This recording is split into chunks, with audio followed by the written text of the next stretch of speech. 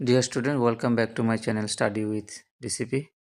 আমার এক ছাত্র বন্ধু ক্রায় সংরক্ষণ নিয়ে আলোচনা করার জন্য আমাকে অনুরোধ করেছিল। আজকে আমি ক্রায় সংরক্ষণ নিয়ে আলোচনা করছি।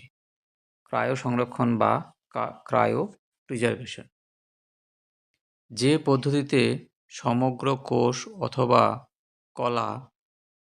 কলাকে রাসায়নিক বিক্রিয়ার ক্ষতিকর প্রভাব থেকে রক্ষা করার জন্য তরল নাইট্রোজেনের মাধ্যমে প্রায় -196 ডিগ্রি সেন্টিগ্রেড তাপমাত্রায় সংরক্ষণ করা হয়, তাকে ক্রায়ো সংরক্ষণ বা ক্রায়ো প্রিজার্ভেশন বলে।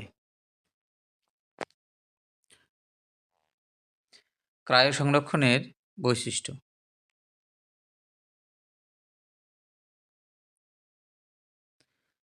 নাম্বার 1, প্রাণীর শুক্রাণু ডিম্বাণু অতি নিম্ন তাপমাত্রায় -196 ডিগ্রি তাপমাত্রায় সংরক্ষণ করা হয়। এটা হলো প্রথম বৈশিষ্ট্য। নাম্বার 2, এই প্রক্রিয়ায় বীজ ব্যাংকে উদ্ভিদের বীজ সংরক্ষণ করে রাখা হয়। মানে বীজগুলো যে সংরক্ষণ করা সেটাকে বলা হয় বীজ ব্যাংক। নাম্বার 3, অতি নিম্ন তাপমাত্রাতে যাতে জার্মপ্লাজমের কোনো ক্ষতি না হয় তার জন্য জার্মপ্লাজমের সাথে ক্রায়ো সংরক্ষক হবে এখানে হিসেবে ডাইমিথাইল সালফেট মেশানো হয়। পরবর্তীতে মূল পদার্থটা সহজে পুনরুদ্ধার করা যায়। তাহলে জার্মপ্লাজম কি? জার্মপ্লাজম হলো জীবদেহের অঙ্গ, কোষসমষ্টি, কলা, যার থেকে জীবটিকে পুনরুদ্ধার করা সম্ভব, তাকে বলা হয় জার্মপ্লাজম। নাম্বার 4, জার্মপ্লাজম বহুদিন ধরে সংরক্ষিত রাখা হয় বা রাখা যায়। ক্রায়ো সংরক্ষণের সুবিধাগুলো কী কী দেখে নিই। কম স্থানে অধিক সংখ্যক জীবের জার্মপ্লাজম সংগ্রহ করে রাখা সম্ভব। জার্মপ্লাজম দীর্ঘদিন যাবৎ সংগ্রহ করে রাখা যায়। জার্মপ্লাজমে সকল বৈশিষ্ট্য অক্ষুণ্ণ থাকে।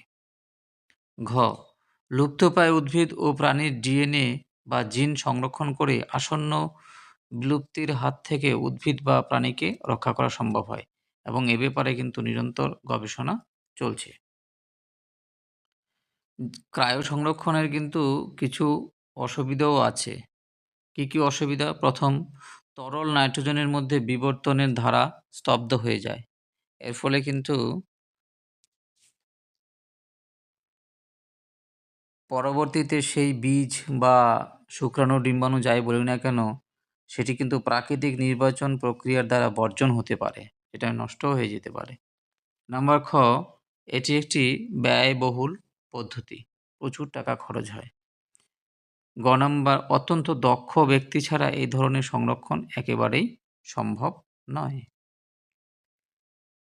এবার আমরা কয়েকটি উল্লেখযোগ্য ক্রায়ো সংরক্ষণ স্থানের নাম জেনে নিই। কি পশ্চিমবঙ্গে কি আছে? বসু বিজ্ঞান মন্দির, বোস ইনস্টিটিউট।